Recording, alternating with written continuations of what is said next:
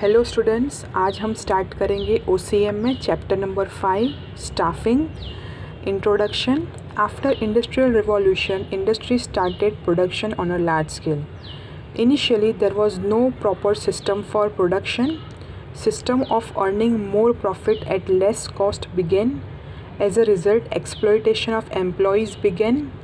At the end of 19th century, dynamic management leaders realized that in production, sensitive staff is more important than inanimate machines. They also realized that machines do not work automatically, but employees operate them. As a result, they realized the need for a scientific system for employees recruitment, selection, appointment, promotion, transfer and training.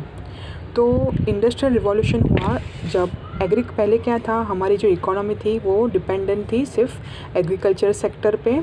बाद में जैसे जैसे wants बढ़ने लगे और barter system का उपयोग कम होने लगा, बार्टर सिस्टम नलीफाई होने लगा और मनी का इवोल्यूशन हुआ, तब जाके इंडस्ट्रीज़ सारी चलने लगी। और इंडस्ट्रीज़ क्या करने लगी, प्रोडक्शन बहुत ही लार्ज स्केल पे प्रोड्यूस करने लगी। उनको सिर्फ पैसा दिखाई देता था, पैसा ज़्यादा कमाना, हम कैसा पैसा कमाया जाए, और सब कुछ वो रख लेते थे।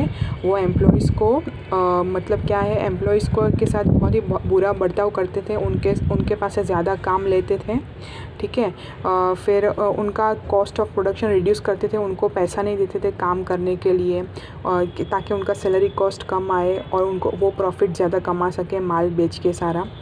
और जब 19th सेंचुरी का एंड हुआ तब उन्हें पता चला कि एक्चुअली तो इस तरह का बर्ताव कुछ एम्प्लॉयज़ सहन नहीं करते थे। वो एम्प्लॉयज़ फिर इंडस्ट्रीज़ छोड़ने लगे।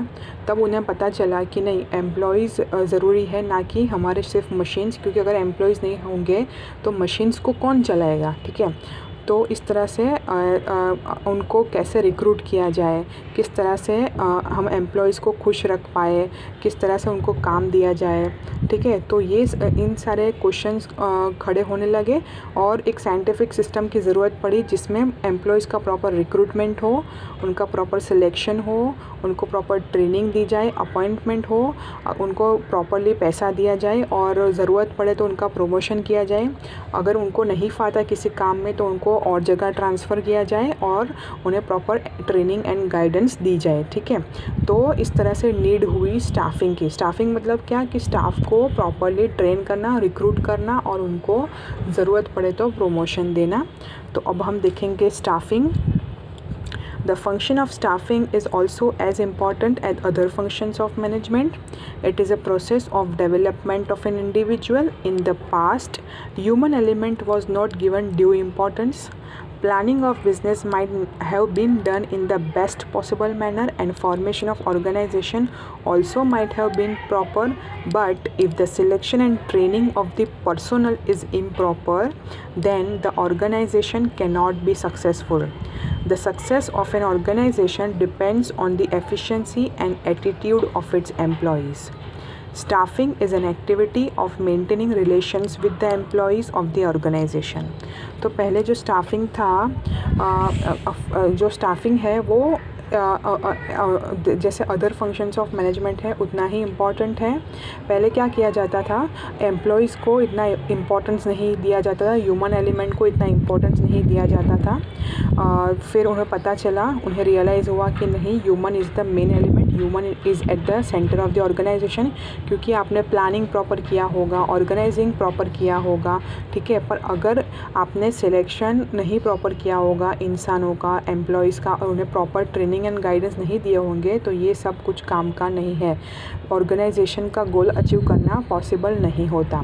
तो इसलिए जो सक्सेस होता है ऑर्गेनाइजेशन वो मेनली किस चीज़ पे डिपेंडेंट होता है, on the efficiency and attitude of the employees. और हमें इंटरपर्सनल रिलेशंस रखने होंगे विद द एम्प्लॉयज़, ताकि एम्प्लॉयज़ जो है वो भी मोटिवेटेड रहे, उन्हें काम करने का उत्साह हो और हम उन्हें प्रॉपर पैसे दें और हम उनके पास से काम भी ले सकें, और इस तरह से हम ऑर्गेनाइजेशन गोल को ईजीली अचीव कर पाए, ठीक है। तो अब हम देखेंगे concept. In the ordinary sense the term staffing is not merely recruitment but also includes acquiring employees, training and maintaining them in the organisation. तो ये सब इंक्लूड होता है स्टाफिंग में। In a wider sense it includes recruitment, selection, training, promotion, transfer and post retirement activities. तो staffing में ऐसा नहीं है कि सिर्फ एम्प्लॉयज़ को रखना है, उन्हें उनका प्रॉपर रिक्रूटमेंट करना है, उनको इंटरव्यूज़ लेने हैं और इंटरव्यूज़ के बेसिस पर उनको सिलेक्शन करना है, उनको प्रॉपर ट्रेनिंग देनी है, उनको प्रमोशन देना है, अगर हो सके तो उनका ट्रांसफ़र करना है और रिटायरमेंट के बाद का जो भी होता है पेंशन देना है, उनका पे देना है, उनको मोटिवेट करना है ऑर्गेनाइजेशन में है अगर, तो ये सारी एक्टिविटीज़ भी स्टाफिंग में इंक्लूड होती है। तो स्टाफिंग के कैरेक्टरिस्टिक्स है, it is an important function of management just like other functions of management. तो staffing is also one of the important functions of management like planning, organising, directing, coordinating and controlling. Perennial process यानी कि continuous process है, ठीक है। Organisation can not exist without employees, as long as organisation activities exist employees and staffing will also exist. जब तक organisation है तब तक स्टाफिंग होगा। Concerned with human relations, the main objective of staffing is to acquire the right employees and make the best use of them. Employees are the only living factors of production, बाकी सब non living है। They have feelings and self respect as it is related with human element. Humanitarian behavior is expected towards them. उनके साथ अच्छी तरह से behave करना होगा, ठीक है, उनका एक्सप्लॉयटेशन नहीं करना है, हमें उनको मोटिवेट करना है, उनका मोरल बूस्ट होना चाहिए ना कि डाउन होना चाहिए, ठीक है। तो staffing is mainly concern with the human relations. फिर staffing is a dynamic process. Because of proper staffing all the activities of an organisation become dynamic. तो डायनामिक मतलब क्या, it is an ever changing process.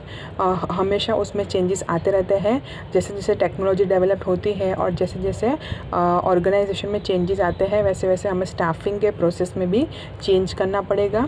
कैसे interviews लेना है, किस तरह से उनको ट्रेनिंग देनी है, जिस तरह से काम होगा ऑर्गेनाइजेशन में उस तरह से हमें उनको प्रॉपर ट्रेनिंग देनी होगी।